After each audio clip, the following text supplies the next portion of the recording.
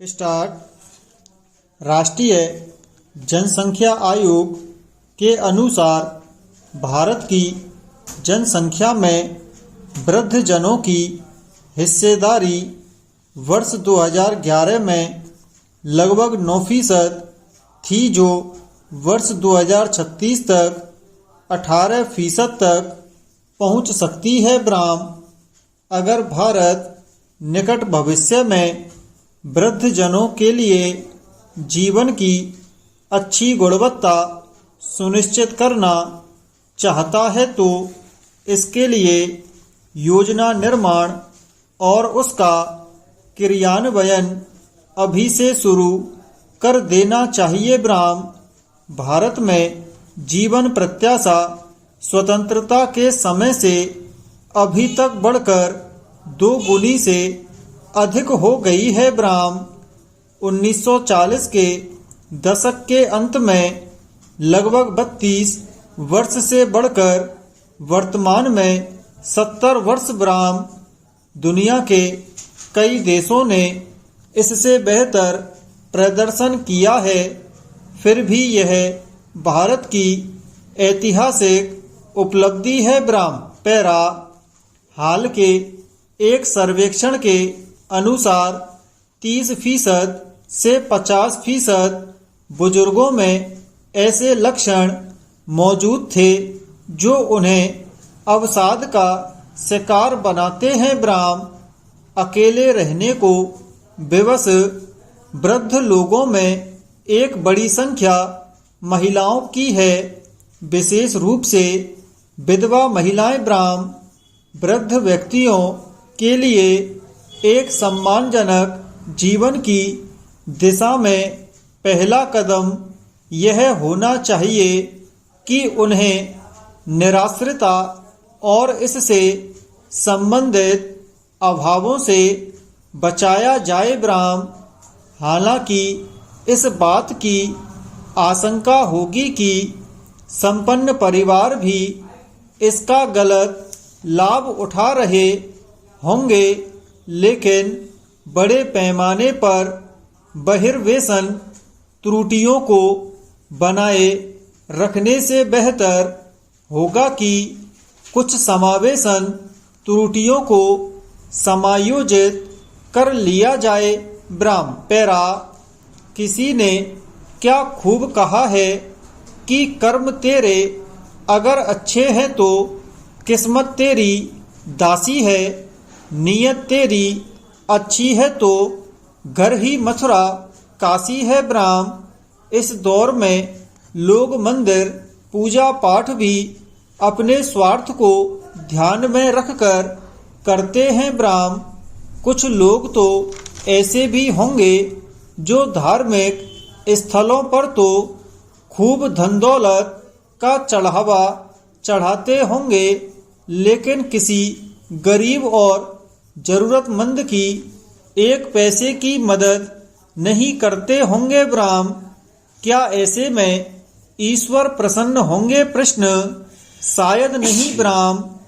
अगर हमारे आसपास कोई 2 वक्त की रोटी को तरस रहा हो, रोजमर्रा में प्रयोग होने वाली जरूरी चीजों को तरस रहा हो, गरीब बच्चे आर्थिक समस्या के कारण आधुनिक शिक्षा से वंचित हों, तो हमारा किसी भी धार्मिक स्थान पर जाना, वहां जाकर चढ़ावा चढ़ाना, लंगर लगाना, पूजा पाठ, व्रत करना और अन्य सभी धार्मिक कार्यों पर धन खर्च करना व्यर्थ है।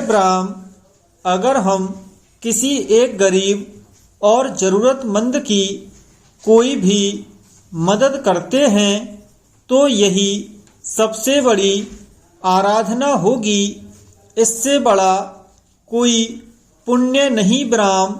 जब तक देश में गरीबी, बेरोजगारी, शोषण, नाइंसाफी जैसी समस्याओं का अंत नहीं हो जाता और देश में इंसानियत को शर्मसार करने वाले गलत काम समाप्त नहीं हो जाते तब तक यह नहीं कहा जा सकता कि हमारा देश आदर्शों पर चलकर एक अच्छी दिशा को लेकर जा रहा है। ब्राह्म पैरा लोकतंत्र की ताकत यही है कि इसमें नेताओं से लेकर नागरिकों तक को विचार और अभिव्यक्ति की आज़ादी संविधान देता है। ब्राह्म लेकिन इस अधिकार के साथ इसकी गरिमा का ख्याल रखने की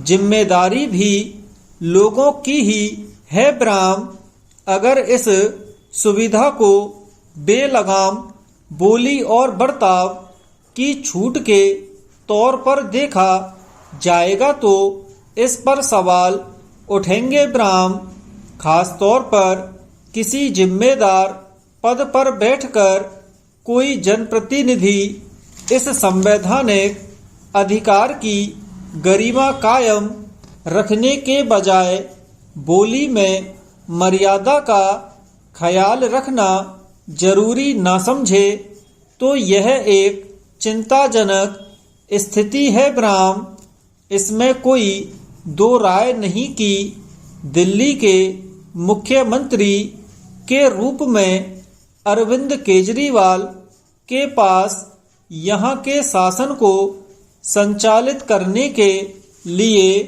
पद से जुड़े कई अधिकार हैं। ब्राह्म लेकिन जनप्रतिनिधि और विशेष रूप से मुख्यमंत्री होने के नाते अपने पद और उसकी मर्यादा को बनाए रखना भी उनकी नैतिक जिम्मेदारी है। ब्राह्म इसके उलट हालत यह है कि अगर उनकी सरकार में कामकाज से जुड़ी प्रक्रिया से संबंधित कोई अड़चन खड़ी होती है तो इस पर विचार करने के बजाय वे नाहक बिफर जाते हैं। ब्राह्म जबकि उनके पद और कद को देखते हुए यह स्थिति खुद उनकी ही गरिमा को कटघरे में खड़ा करती है। ब्राह्म पैरा गांवों में स्वास्थ्य सुविधाओं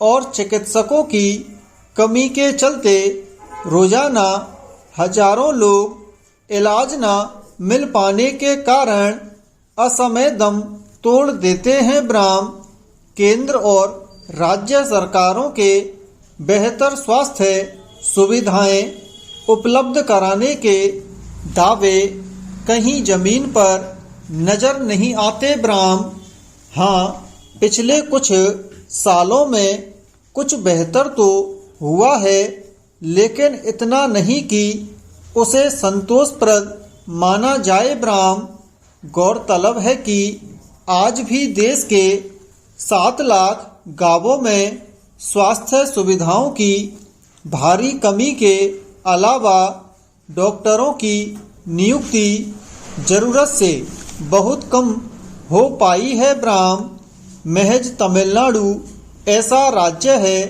जहां गांवों में स्वास्थ्य सेवाओं को संतोषप्रद कहा जा सकता है। ब्राह्म राज्यों ने कुछ साल पहले गांवों में डॉक्टरों की कमी को पूरा करने के लिए सख्त कानून बनाए थे।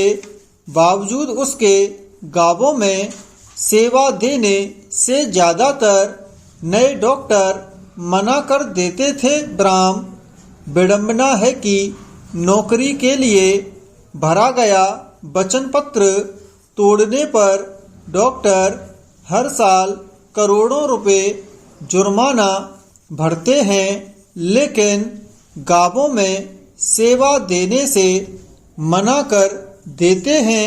ब्राह्म